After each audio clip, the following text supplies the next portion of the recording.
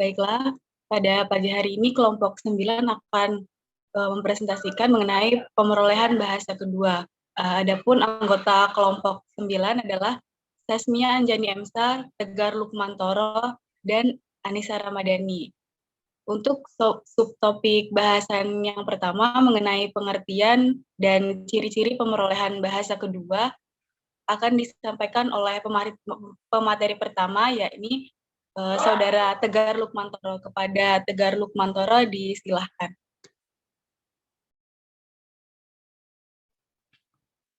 Baik, terima kasih moderator. Di sini saya akan menjelaskan materi tentang pengertian pemerolehan bahasa kedua. Nah, seperti yang kita ketahui, pemerolehan bahasa itu dibedakan menjadi pemerolehan bahasa pertama dan pemerolehan bahasa kedua.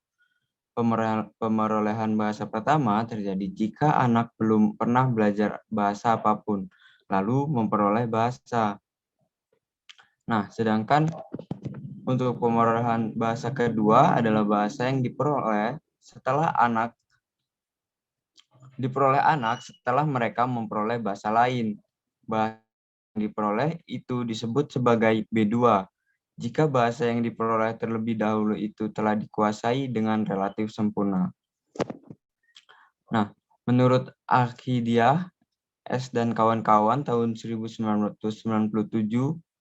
dalam Muhammad Perry tahun 2019, pemerolehan bahasa kedua adalah seseorang yang telah memperoleh bahasa pertama terlebih dahulu setelah menguasai bahasa lain dengan melalui proses sampai batas waktu bahasa pertamanya.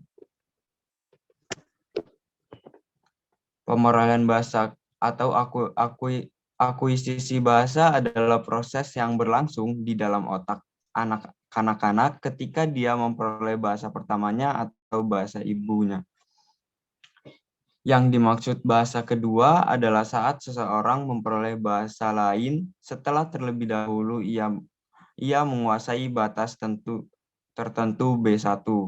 Istilah pemerolehan bahasa dipakai untuk membahas penguasaan bahasa pertama di kalangan anak-anak karena proses tersebut terjadi tanpa sadar. Sedangkan proses pemerolehan bahasa kedua dilaksanakan dengan sadar. Slide selanjutnya. Nah, selanjutnya adalah tentang ciri-ciri bahasa kedua.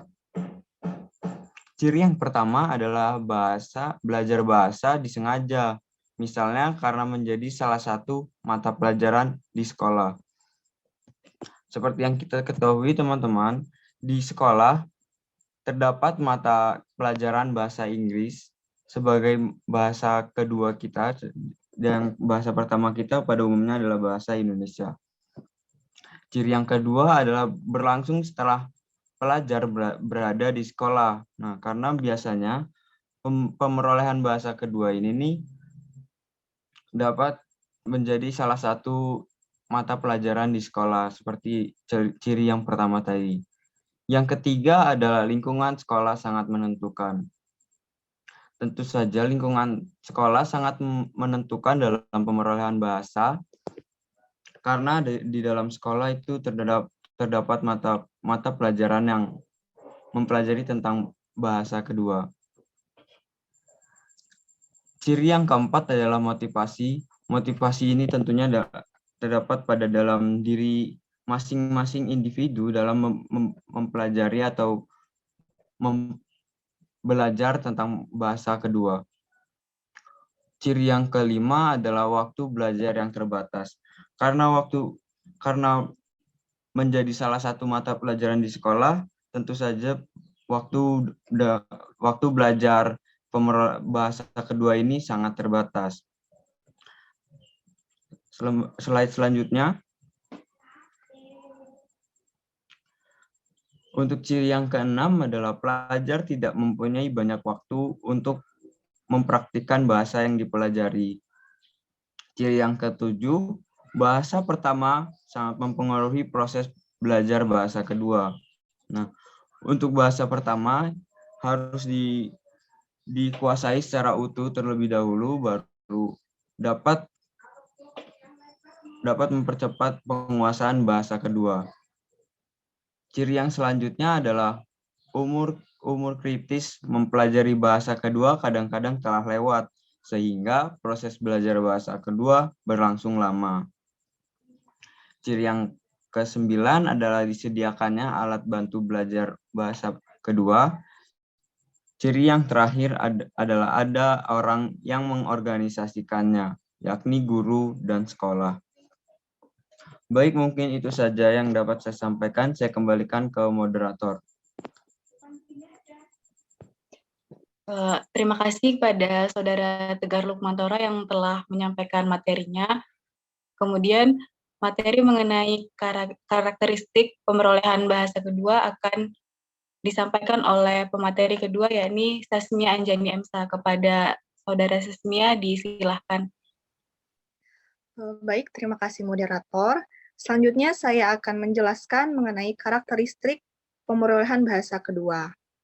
Pemerolehan bahasa pertama atau B1 dan pemerolehan bahasa kedua B2 memiliki perbedaan. Pemerolehan B1 hanya berlangsung tanpa sengaja. Kenyataan ini tidak terlepas dari prinsip pemerolehan itu sendiri merupakan proses yang terjadi tanpa disengaja dan tidak berlangsung secara sistematis. Setelah menguasai bahasa pertama, seseorang dalam proses selanjutnya bisa pasti memerlukan komunikasi yang lebih luas ke dunia luar dan guna mengembangkan kehidupannya. Oleh karena itu, biasanya seseorang akan berusaha untuk belajar bahasa kedua tersebut. Nah, bahasa kedua ini diperoleh atau dipelajari dengan sadar, sedangkan pemerolehan bahasa pertama diperoleh seorang anak tanpa sadar dari kesehariannya bersama keluarganya.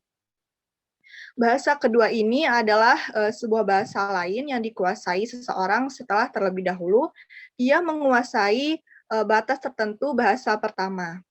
Bahasa kedua juga dapat diartikan sebagai bahasa yang harus dikuasai seseorang yang digunakan untuk komunikasi umum dan bahasa-bahasa asing yang harus dikuasai untuk tujuan-tujuan tertentu. Karakteristik pemerolehan bahasa kedua ini dapat diperoleh melalui pendidikan formal maupun informal, hanya dengan cara sengaja dan sadar. Bahasa kedua atau B2 didapat pada usia prasekolah atau pada usia sekolah dasar. Kemudian bahasa kedua ini dapat diperoleh di lingkungan bahasa pertama dan bahasa kedua. Jika diperoleh di lingkungan bahasa pertama, bahasa kedua dipelajari melalui proses belajar formal. Jika dapat di lingkungan bahasa kedua, bahasa kedua dapat melalui interaksi tidak formal, biasanya melalui keluarga atau anggota masyarakat bahasa kedua. Bahasa kedua ini salah satu karakteristik umumnya yaitu bahasa lain yang dikuasai seseorang setelah terlebih dahulu ia menguasai batas tertentu bahasa pertama. Slide selanjutnya.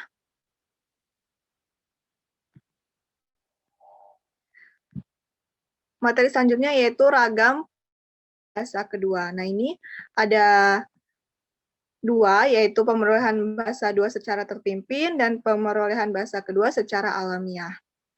Pemerolehan bahasa kedua dapat terjadi dengan beberapa tipe pemerolehan. Suatu perbedaan yang mendasar seperti yang disebutkan oleh Supiakto tahun 1992 halaman 82 adalah pemerolehan bahasa kedua ini terjadi bisa menggunakan cara yang terpimpin dan alamiah. Pemerolehan bahasa kedua secara terpimpin berarti pemerolehan bahasa kedua yang diajarkan kepada pembelajar dengan penyajian materi tanpa adanya pelatihan yang ketat. Ciri-ciri dari pemerolehan ini adalah materi bergantung kepada guru, yakni berdasarkan pertimbangan dan kriteria yang dibuat oleh guru tersebut. Demikian juga dengan metode dan strategi-strategi yang dipakai pun didasarkan pada penimbangan guru. Jika guru menganggap bahwa suatu strategi cocok digunakan oleh siswanya, guru tersebut akan menerapkan strategi tersebut. Kenyataan ini sering terjadi dalam penyajian materi secara terpimpin, karena guru sering menekankan kepada pembelajar untuk contohnya seperti menghafal kalimat-kalimat bahasa kedua yang diberikan oleh guru. Kemudian yang kedua adalah pemerolehan bahasa kedua secara alamiah. Pemerolehan bahasa kedua secara alamiah atau spontan adalah pemerolehan bahasa kedua yang terjadi dalam komunikasi sehari-hari. Kemudian bebas dari pengajaran atau pimpinan oleh guru. Pemerolehan seperti ini tidak ada keseragaman dalam caranya, sebab setiap individu memperoleh bahasa kedua dengan caranya sendiri.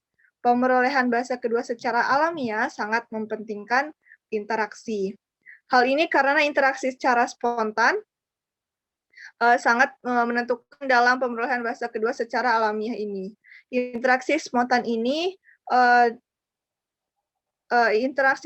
itu sendiri mempunyai dua ciri yang penting, yaitu terjadi dalam komunikasi sehari-hari dan bebas dari pimpinan yang sistematis atau disengaja.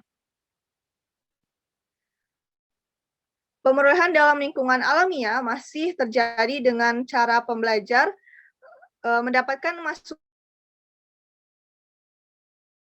belajar sendiri dalam konteks wacana. Sekian yang dapat saya sampaikan, saya kembalikan ke moderator.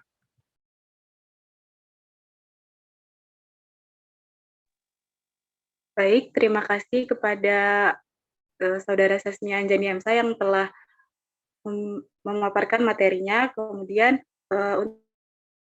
untuk materi selanjutnya mengenai ragam-ragam pemerolehan bahasa kedua akan disampaikan oleh Saudara Anissa Ramadhani. Kepada Anissa Ramadhani, disilahkan. Baik, terima kasih moderator. Saya akan menyampaikan materi yang terakhir, yaitu faktor-faktor yang mempengaruhi pemerolehan bahasa kedua. Danny Steinberg tahun 1999, halaman 203 dalam Park Jin-ryo tahun 2019, ada beberapa faktor yang mempengaruhi pemerolehan bahasa kedua, yaitu motivasi, lingkungan, usia, dan bahasa pertama. Faktor yang pertama yaitu motivasi. Belajar bahasa yang dilandasi oleh motivasi yang kuat akan memperoleh hasil yang lebih baik. Motivasi dalam perspektif ini meliputi dorongan, hasrat, kemauan, alasan, atau tujuan yang menggerakkan seseorang untuk belajar bahasa. Motivasi berasal dalam diri individu seseorang. Motivasi mengacu pada keseluruhan proses yang dilakukan dalam upaya menguasai bahasa kedua dengan tujuan tertentu. Misalnya, seseorang berusaha menguasai bahasa kedua dengan tujuan untuk mendapat kepuasan diri, untuk mendapatkan pujian, penghargaan, serta pengakuan dari orang lain, untuk meningkatkan perekonomian, agar mampu bersaing dalam dunia politik, mampu beradaptasi dalam lingkungan kerja yang baru, serta mampu bersaing sesuai dengan tuntutan zaman. Faktor yang kedua yaitu lingkungan.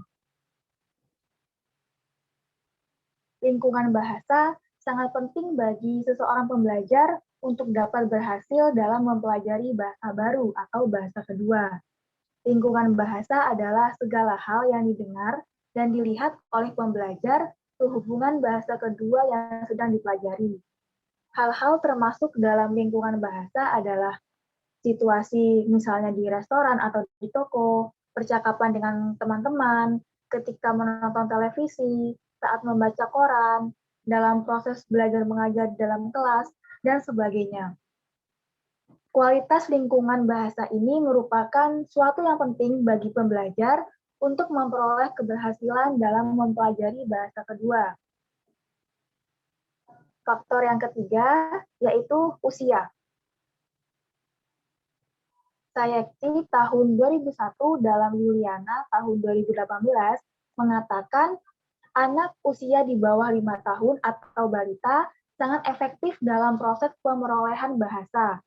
Proses itu secara bertahap terus berlanjut mengikuti perkembangan usia dan pengalamannya.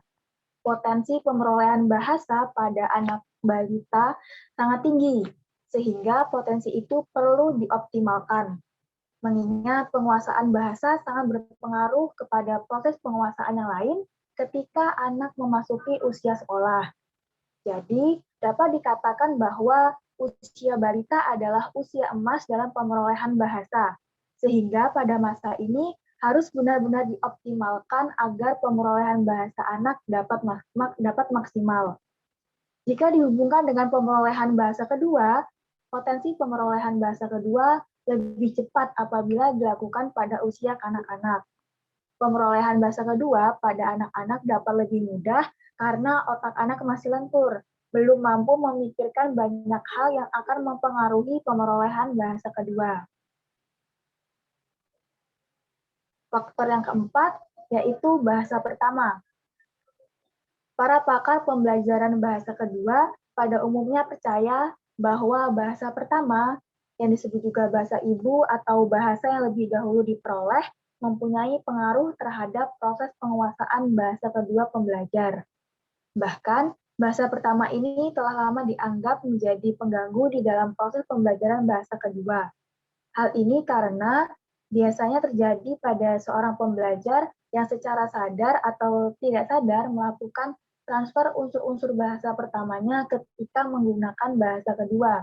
Menurut Dulay dan kawan-kawan, tahun 1992, halaman 96. Akibatnya, terjadilah yang disebut interferensi, alih kode, campur kode, atau juga kehilafan atau error. Hair tahun 2003, halaman 167, dalam Yuliana tahun 2018, menyatakan bahwa pemerolehan bahasa adalah proses yang berlangsung di dalam otak anak-anak ketika dia memperoleh bahasa pertamanya atau bahasa ibu. Pemerolehan bahasa biasanya dibedakan dengan pembelajaran bahasa. Pembelajaran bahasa berkaitan dengan proses-proses yang terjadi pada waktu anak-anak mempelajari bahasa kedua setelah ia memperoleh bahasa pertamanya. Sehingga pemerolehan bahasa berkenaan dengan penguasaan bahasa yang pertama. Demikian materi yang dapat saya sampaikan.